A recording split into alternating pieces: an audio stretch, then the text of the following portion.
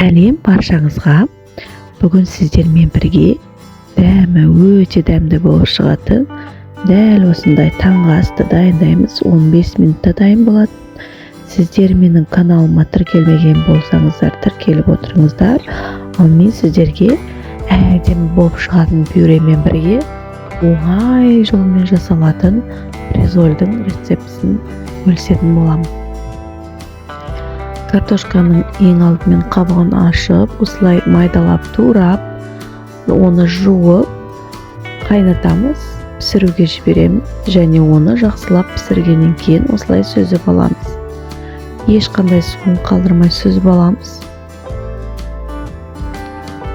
Осылайша сүзіп алғаннан соң жақсылап вилканың көмегімен немесе осындай езгіштеріңіз болса, езгіштің немесе блендердің көмегімен деген сияқты осылай түрлі тәсілдермен майдалауға болады, езуге. Содан соң 150 грамм сары май қосамыз, себебі картошканың крахмалының қатаңдығы болады, сол крахмалды жұмсарту үшін 150 грамм сары май қосамыз, және 1 шай қасық тұз қосамыз. Ыстықтай қосқандарыңыз дұрыс, себебі ыстық кезінде майда тұз да әдемі болып еріп, біздің картошкамызға араласатын болады. Пюрені көбірек дайындаймын, себебі үйде кішкентай балалар жақсы жейді. Менің жағдайымда сливки 300 грамм осылай тағы үстінен қосып, жақсылап араластырамын. Әдемі біркелкі масса болғанша, егер сіздердің жағдайларыңызда кәдімгі сүт болатын болса, 500 грамм сүт қосуға болады. Картошкаларымыз әдемі болып еріп, осылай майдаланып, дайын болып қалды.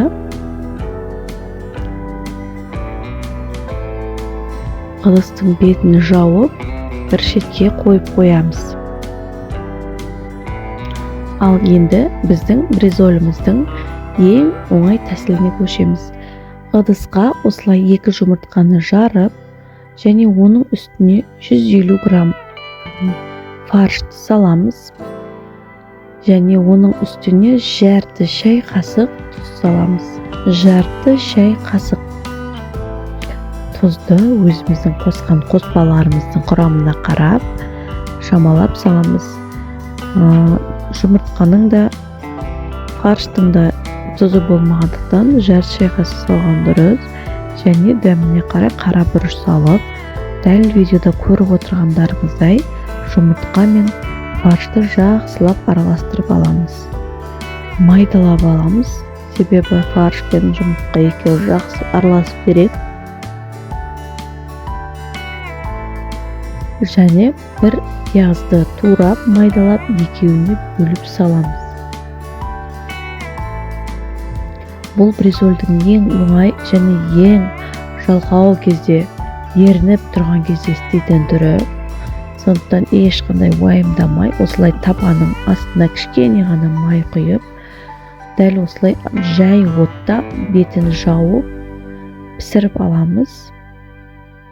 Бетін жауып қоюды ұмытпаңыздар. Және оты бәсең болу керек. Ал міне осылай болып піседі. Содан соң екінші жағына аударамыз.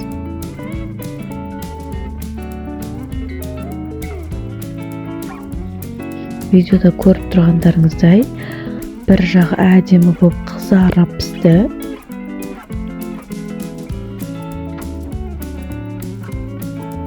Піскен бризольдарымызды аламыз. Келесі бризолімізді пісірейік. Жан жағын тегістеп, лопатканың көмегімен туралап жіберуге болады.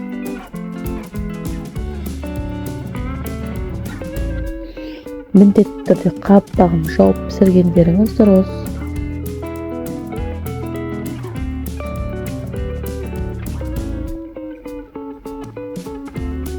Осы әдіс тәсілімізді көрген соң, сіздер күнделікті бризоль жасап жейтіндеріңізге сенемін. Себебі ең оңай әрі тойымды тағамдардың бірі. Мен дайын болған бризольдарымызды арасына орауға ыңғайлы болу үшін майонез жақтым. Бір ғана қасықпен өлшеп және осылай тарелкаға салып, жанына дайындаған пюремізді салып, оны кетчуптың көмегімен осылай әрлеп сәндеуге болады.